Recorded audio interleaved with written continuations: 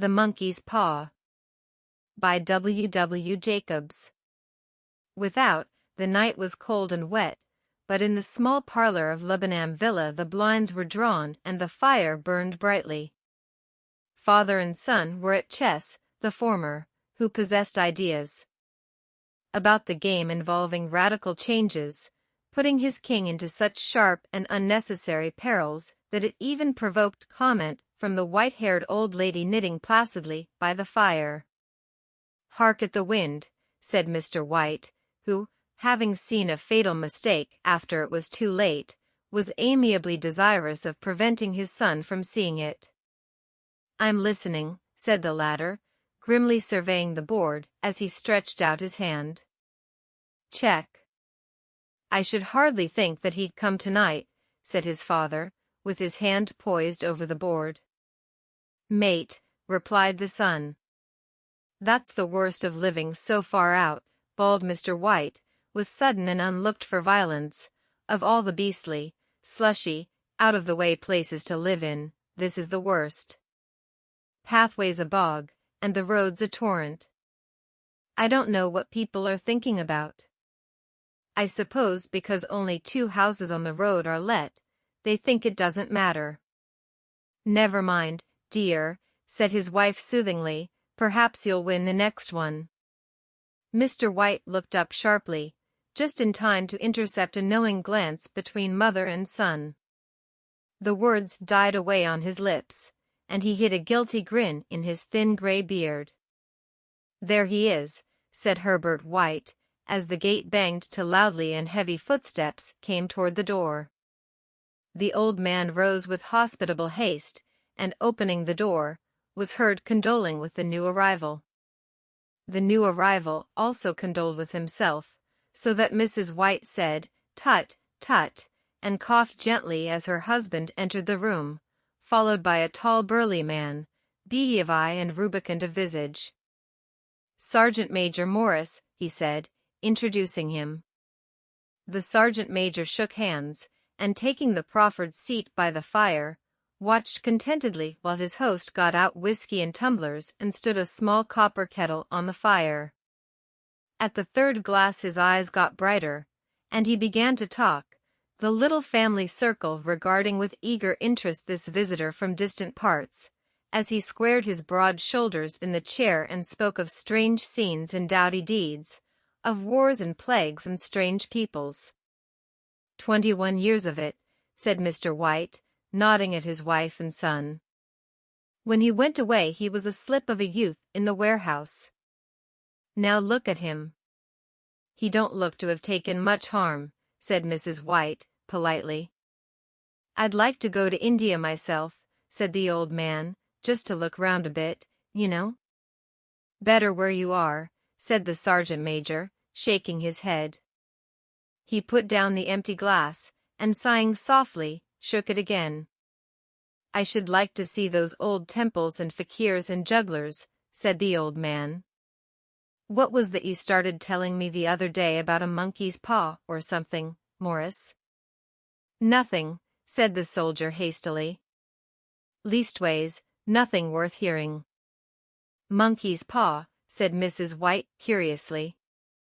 "Well, it's just a bit of what you might call magic, perhaps," said the sergeant major offhandedly. His 3 listeners leaned forward eagerly. The visitor absent-mindedly put his empty glass to his lips and then set it down again. His host filled it for him. "To look at," said the sergeant major, fumbling in his pocket, "it's just an ordinary little paw, dried to a mummy." He took something out of his pocket and proffered it. Mrs. White drew back with a grimace, but her son, taking it, examined it curiously. "And what is there special about it?" inquired Mr. White, as he took it from his son and, having examined it, placed it upon the table. "It had a spell put on it by an old fakir," said the sergeant major, "a very holy man. He wanted to show that fate ruled people's lives, and that those who interfered with it did so to their sorrow. He put a spell on it so that 3 separate men could each have 3 wishes from it. His manner was so impressive that his hearers were conscious that their light laughter jarred somewhat. "Well, why don't you have 3, sir?" said Herbert White cleverly. The soldier regarded him in the way that middle age is wont to regard presumptuous youth. "I have," he said quietly, and his blotchy face whitened. "And did you really have the 3 wishes granted?" asked Mrs. White. "I did," said the sergeant major, and his glass tapped against his strong teeth. "And has anybody else wished?" inquired the old lady. "The first man had his 3 wishes, yes," was the reply. "I don't know what the first 2 were, but the third was for death. That's how I got the paw." His tones were so grave that a hush fell upon the group. "If you've had your 3 wishes, it's no good to you now, then, Morris," said the old man at last. "What do you keep it for?" The soldier shook his head. "Fancy, I suppose," he said slowly. "If you could have another 3 wishes," said the old man, eyeing him keenly, "would you have them?" "I don't know," said the other. "I don't know." He took the paw, and dangling it between his front finger and thumb, suddenly threw it upon the fire. White, with a slight cry, stooped down and snatched it off. "Better let it burn," said the soldier solemnly.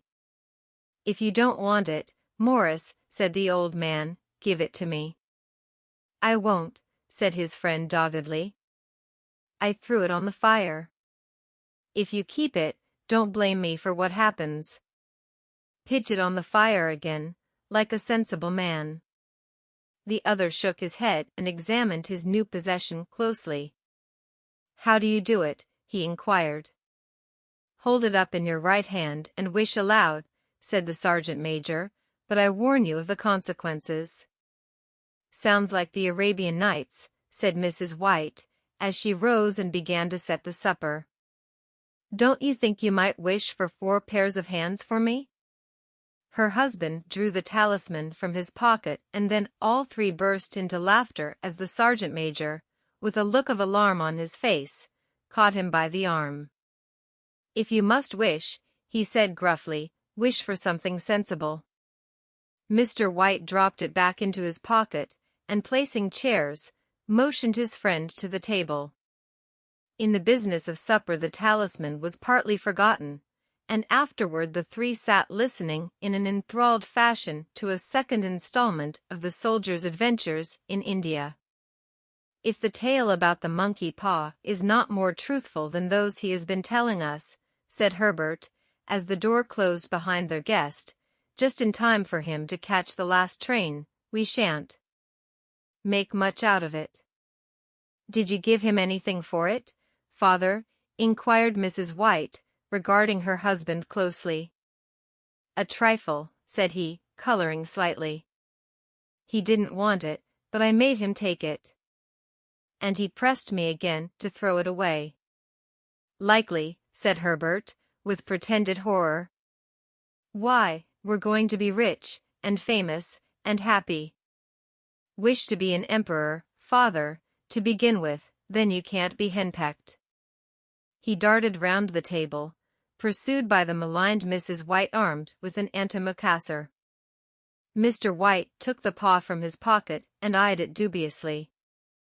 "I don't know what to wish for, and that's a fact," he said slowly. "It seems to me I've got all I want." "If you only cleared the house, you'd be quite happy, wouldn't you?" said Herbert, with his hand on his shoulder. "Well, wish for £200, then, that'll just do it." His father, smiling shamefacedly at his own credulity, held up the talisman, as his son, with a solemn face somewhat marred by a wink at his mother, sat down at the piano and struck a few impressive chords. "I wish for £200, said the old man distinctly. A fine crash from the piano greeted the words, interrupted by a shuddering cry from the old man. His wife and son ran toward him. "It moved," he cried, with a glance of disgust at the object as it lay on the floor. as I wished it twisted in my hands like a snake. Well, I don't see the money, said his son, as he picked it up and placed it on the table, and I bet I never shall. It must have been your fancy, father, said his wife, regarding him anxiously. He shook his head. Never mind, though, there's no harm done, but it gave me a shock all the same.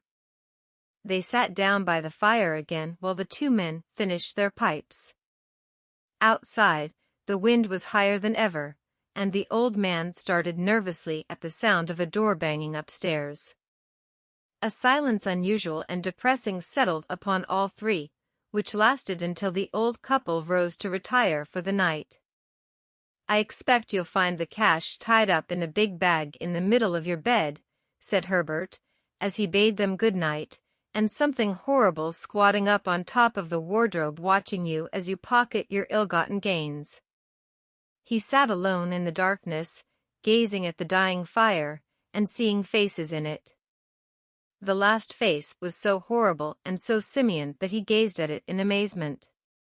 It got so vivid that, with a little uneasy laugh, he felt on the table for a glass containing a little water to throw over it.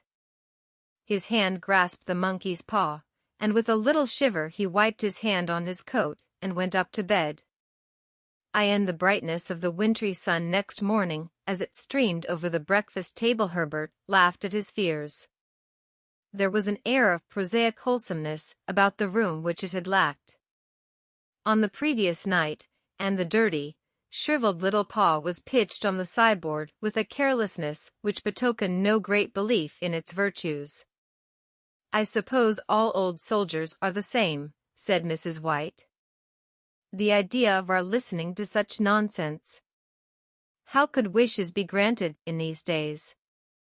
And if they could, how could £200 hurt you, father? Might drop on his head from the sky, said the frivolous Herbert. Morris said the things happened so naturally, said his father, that you might if you so wished attribute it to coincidence. Well, don't break into the money before I come back, said Herbert, as he rose from the table. I'm afraid it'll turn you into a mean, avaricious man, and we shall have to disown you. His mother laughed, and following him to the door, watched him down the road, and returning to the breakfast table, was very happy at the expense of her husband's credulity. All of which did not prevent her from scurrying to the door at the postman's knock, nor prevent her from referring somewhat shortly to retired sergeant-majors of bibulous habits when she found that the post brought a tailor's bill. Herbert will have some more of his funny remarks, I expect, when he comes home, she said, as they sat at dinner. I dare say, said Mr. White, pouring himself out some beer, but for all that, the thing moved in my hand, that I'll swear to. You thought it did, said the old lady soothingly. I say it did, replied the other. There was no thought about it, I had just what's the matter. His wife made no reply. She was watching the mysterious movements of a man outside, who, peering in an undecided fashion at the house, appeared to be trying to make up his mind to enter. In mental connection with the £200, she noticed that the stranger was well dressed and wore a silk hat of glossy newness. 3 times he paused at the gate, and then walked on again. The 4th time he stood with his hand upon it, and then with sudden resolution flung it open and walked up the path. Mrs. White at the same moment placed her hands behind her, and hurriedly unfastening the strings of her apron, put that useful article of apparel beneath the cushion of her chair. She brought the stranger, who seemed ill at ease, into the room. He gazed at her furtively, and listened in a preoccupied fashion as the old lady apologized for the appearance of the room, and her husband's coat, a garment which he usually reserved for the garden. She then waited as patiently as her sex would permit, for him to broach his business, but he was at first strangely silent. I was asked to call, he said at last, and stooped and picked a piece of cotton from his trousers. I come from Ma and Megan's. The old lady started. Is anything the matter? She asked breathlessly. Has anything happened to Herbert? What is it? What is it? Her husband interposed. There, mother, he said hastily. Sit down, and don't jump to conclusions. You've not brought bad news, I'm sure, sir, and he eyed the other wistfully. I'm sorry, began the visitor. Is he hurt? Demanded the mother. The visitor bowed in assent. Badly hurt, he said quietly, but he is not in any pain. Oh, thank God, said the old woman, clasping her hands. Thank God for that. She broke off suddenly as the sinister meaning of the assurance dawned upon her, and she saw the awful confirmation of her fears in the other's averted face. She caught her breath, and turning to her slower-witted husband, laid her trembling old hand upon his. There was a long silence. He was caught in the machinery, said the visitor at length, in a low voice. Caught in the machinery, repeated Mr. White, in a dazed fashion, yes. He sat staring blankly out at the window, and taking his wife's hand between his own, pressed it as he had been wont to do in their old courting days nearly 40 years before. He was the only one left to us, he said, turning gently to the visitor. It is hard. The other coughed, and rising, walked slowly to the window. The firm wished me to convey their sincere sympathy with you in your great loss, he said, without looking round. I beg that you will understand I am only their servant, and merely obeying orders. There was no reply. The old woman's face was white, her eyes staring, and her breath inaudible. On the husband's face was a look such as his friend the sergeant might have carried into his first action. I was to say that Ma and Megan's disclaim all responsibility, continued the other. They admit no liability at all, but in consideration of your son's services, they wish to present you with a certain sum as compensation. Mr. White dropped his wife's hand, and rising to his feet, gazed with a look of horror at his visitor. His dry lips shaped the words, how much? £200, was the answer. Unconscious of his wife's shriek, the old man smiled faintly, put out his hands like a sightless man, and dropped, a senseless heap, to the floor. In the huge new cemetery, some 2 miles distant, the old people buried their dead, and came back to a house steeped in shadow and silence. It was all over so quickly that at first they could hardly realize it, and remained in a state of expectation as though of something else to happen, something else which was to lighten this load, too heavy for old hearts to bear. But the days passed, and expectation gave place to resignation, the hopeless resignation of the old, sometimes miscalled, apathy. Sometimes they hardly exchanged a word, for now they had nothing to talk about, and their days were long to weariness. It was about a week after that the old man, waking suddenly in the night, stretched out his hand and found himself alone. The room was in darkness, and the sound of subdued weeping came from the window. He raised himself in bed and listened. Come back, he said tenderly. You will be cold. It is colder for my son, said the old woman, and wept afresh. The sound of her sobs died away on his ears. The bed was warm, and his eyes heavy with sleep. He dozed fitfully, and then slept until a sudden wild cry from his wife awoke him with a start. The paw, she cried wildly. The monkey's paw. He started up in alarm. Where is it? What's the matter? She came stumbling across the room toward him. I want it, she said quietly. You've not destroyed it? It's in the parlor, on the bracket, he replied, marveling. Why? she cried and laughed together, and bending over, kissed his cheek. I only just thought of it, she said hysterically. Why didn't I think of it before? Why didn't you think of it? Think of what? He questioned. The other 2 wishes, she replied rapidly. We've only had one. Was not that enough? He demanded fiercely. No, she cried, triumphantly, we'll have one more. Go down and get it quickly, and wish our boy alive again. The man sat up in bed and flung the bedclothes from his quaking limbs. Good God, you're mad, he cried aghast. Get it, she panted, get it quickly, and wish oh, my boy, my boy.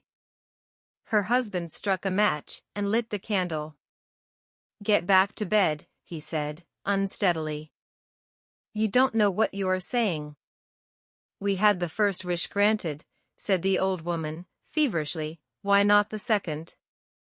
A coincidence, stammered the old man. Go and get it and wish, cried the old woman, quivering with excitement. The old man turned and regarded her, and his voice shook. He has been dead 10 days, and besides I would not tell you else, but I could only recognize him by his clothing. If he was too terrible for you to see then, how now? Bring him back, cried the old woman, and dragged him toward the door. Do you think I fear the child I have nursed? He went down in the darkness, and felt his way to the parlor, and then to the mantelpiece. The talisman was in its place, and a horrible fear that the unspoken wish might bring his mutilated son before him ere he could escape from the room seized upon him, and he caught his breath as he found that he had lost the direction of the door. His brow cold with sweat, he felt his way round the table, and groped along the wall until he found himself in the small passage with the unwholesome thing in his hand.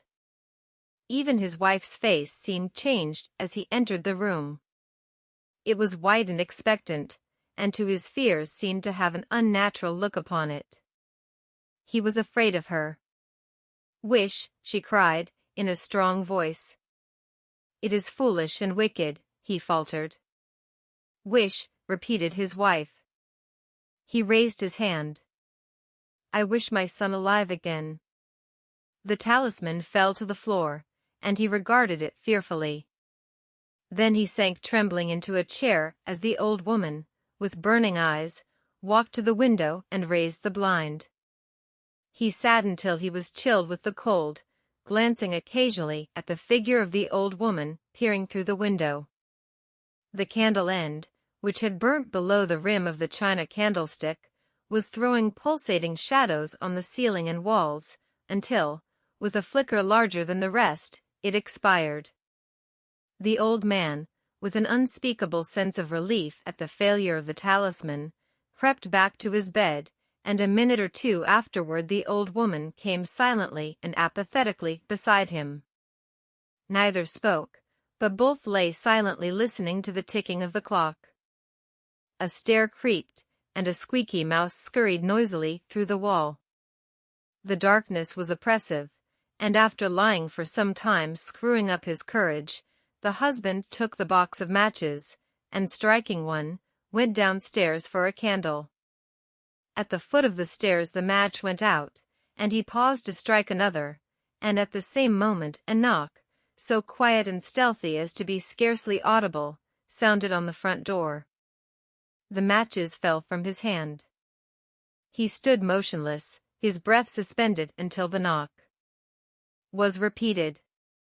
Then he turned and fled swiftly back to his room, and closed the door behind him. A third knock sounded through the house. "What's that?" cried the old woman, starting up. "A rat," said the old man, in shaking tones. "A rat. It passed me on the stairs." His wife sat up in bed listening. A loud knock resounded through the house. "It's Herbert," she screamed. "It's Herbert." She ran to the door, but her husband was before her, and catching her by the arm, held her tightly. "What are you going to do?" he whispered hoarsely. "It's my boy, it's Herbert," she cried, struggling mechanically. "I forgot it was 2 miles away." "What are you holding me for?" "Let go. I must open the door." "For God's sake, don't let it in," cried the old man, trembling. "You're afraid of your own son," she cried, struggling. "Let me go." "I'm coming, Herbert, I'm coming." There was another knock, and another. The old woman with a sudden wrench broke free, and ran from the room. Her husband followed to the landing, and called after her appealingly as she hurried downstairs. He heard the chain rattle back and the bottom bolt drawn slowly and stiffly from the socket. Then the old woman's voice, strained and panting. "The bolt," she cried loudly. "Come down. I can't reach it." But her husband was on his hands and knees, groping wildly on the floor in search of the paw. If he could only find it before the thing outside got in. A perfect fusillade of knocks reverberated through the house, and he heard the scraping of a chair as his wife put it down in the passage against the door.